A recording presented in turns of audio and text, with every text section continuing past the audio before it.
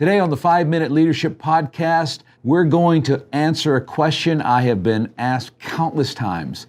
My good friend Shaddy Soliman is here, and he pastors Lake Mary Church, the Every Nation Church, just north of Orlando. One of my favorite churches in the world. And Shaddy, I am often asked about the 4 E's of discipleship, about engaging, establishing, equipping, and empowering. And I have people say, that is great, but that's a Filipino thing. It won't work in America or in Europe or in Africa or in the Middle East or in Orlando. So what do you say to that? Because it sure seems to be working in Lake Mary Church. The truth is, Pastor Steve, the 4 E's are the principles that we live by. Often I tell our leaders, if you cut me, we bleed 4 E's. Have any of them done that? Have they cut you? They better not.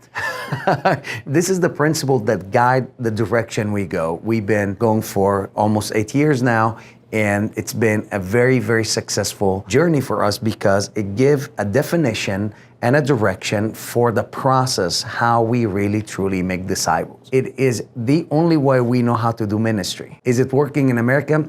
Absolutely, it's working in Lake Mary, Florida. Okay, Shaddy, when we talk about specifically engaging our culture and community so that we can bring the gospel to people, what have you seen that has been effective in Lake Mary in engaging that community with the gospel?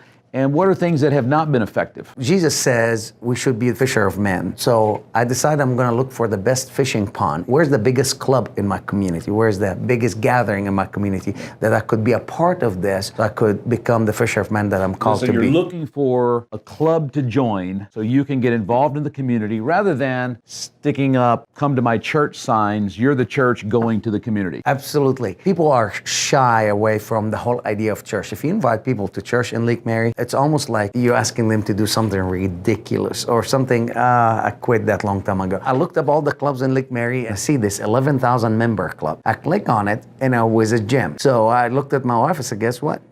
We're going to join the gym. She said, that's ridiculous. You don't even get up early enough to go work out in the gym next to the house. You're going to drive 30 minutes to work out at the gym. I told her, I am not going to go work out there. I'm going to go work it out. I was there for 3 to 5 hours a day. I knew everybody. I know when they come in. Did you exercise at all during that? I did. 3 to 5 hours? I did. Okay. I work one group of muscles that's in particular right here. So I talked a lot.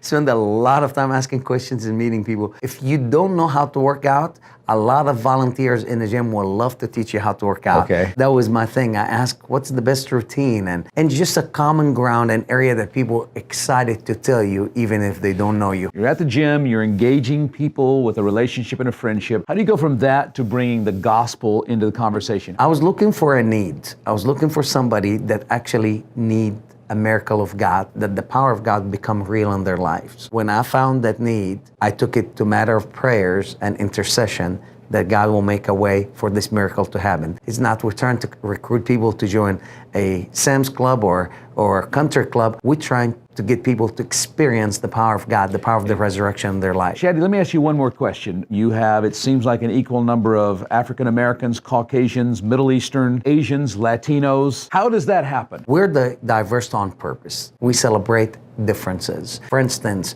we do what we call a Thanksgiving for the nations. Okay. We rent a big park, state park, and we invite people who are from different cultures to represent their cultures. So we're on purpose going to break the barrier of the Sunday syndrome that black go to black church, white go to white church. And I am diverse in my own household. Yeah. I'm Egyptian. My wife is Mississippi girl, blue eyes, blonde hair. With a real American accent. With a real American accent, that's right. Then my kids speak Southern Egyptian. So what we do is we celebrate diversity. Yeah. I don't remember once I actually did this on a sermon that we talked about reconciliation or anything like that. Because from the birthing of the church, we've been diverse. So the diversity attract more diversity. Shaddy, when I hear you talk about diversity, I think the lesson for all of the pastors and ministers who want to engage their cultures and communities that are increasingly in America becoming more diverse, we have to do it intentionally. They have to be intentional. It can't just be accidentally. It has to be aggressive and intentionally trying to engage the diversity with the gospel. Thank you for the time, Shaddy. My pleasure. Thanks for all you do as a leader. My pleasure. Thank you, Pastor Steve.